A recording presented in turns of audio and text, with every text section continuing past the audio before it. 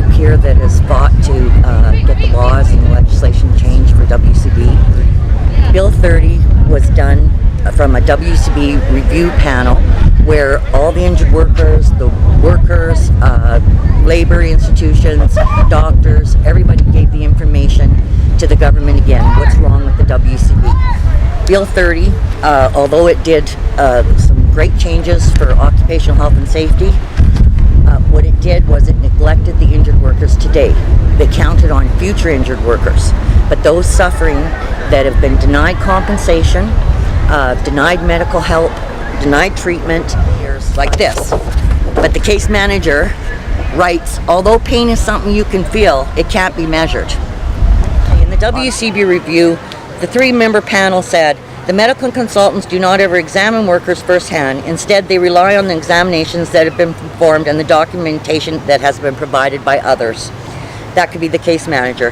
WCB consistently refuses to accept the opinion of specialists who know the patient, often taking the opinion of less qualified physicians. They frequently interfere with the treatment. The WCB review, the panel also found that the WCB case managers do not have medical experience, do not have medical knowledge, but they're still left in power today.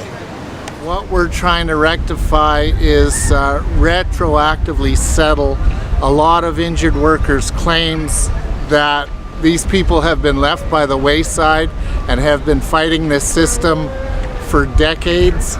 And it's time that we get some things changed, and the government has to accept responsibility for these wrongs that have been done over the years and get this system fixed so it can move forward and be equitable and fair to all workers. I went to several doctors to get diagnosed, and the majority of them were through the Workers' Compensation Board of Alberta.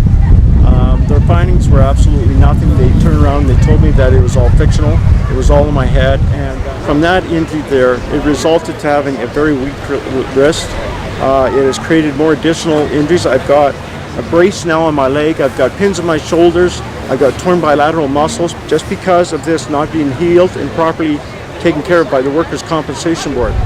I know I've been diagnosed with post-traumatic stress along with my injuries, that I've never been paid a penny for post-traumatic stress, never recognized, as a matter of fact denied. But when I made it into the building, the manager, the CEO, and the other desk personnel started accusing me of faking it. They denied me medical attention. They would not allow me to get an ambulance. Then I went through quite a hellish term with the case manager, the people involved, including the physiotherapists, the doctors, and them misplacing evidence that directly states that I am injured. And I was badly injured, and WCB didn't take my injuries seriously. I've been traumatized by WCB, and I've developed an anxiety disorder because of my relationship with the Workers' Compensation Board. I experienced right off the bat with WCB, they accused me of being a liar and after something, and I was forced to recover from a head injury and fight for my rights. I went through harassment, I went through numerous lies of case managers and WCB medical consultants. I went through disclosure of my personal information, and what I feel is only humiliation. For the last 30, 40 years, nothing's changed in WCB. And the only answer is a class action investigation of their employees, their doctors, their case managers, even their physiotherapists. It's time to investigate all of them, put it together digitally in a database, and let lawyers have at it. And us injured workers are not going to wait. We're coming back, and WCB stands for Workers Can Broadcast. Remember that. I find it frustrating to convince case managers who have almost no medical background that patients have certain diagnoses and will take variable lengths, right? The WCB attempting to shirk their responsibility to a patient injured on the job because they do not fit into a classic pattern of injury recovery is basically ridiculous. You have no respect for these patients. These are doctors that are saying, we're tired of it. The panel did a lot of work.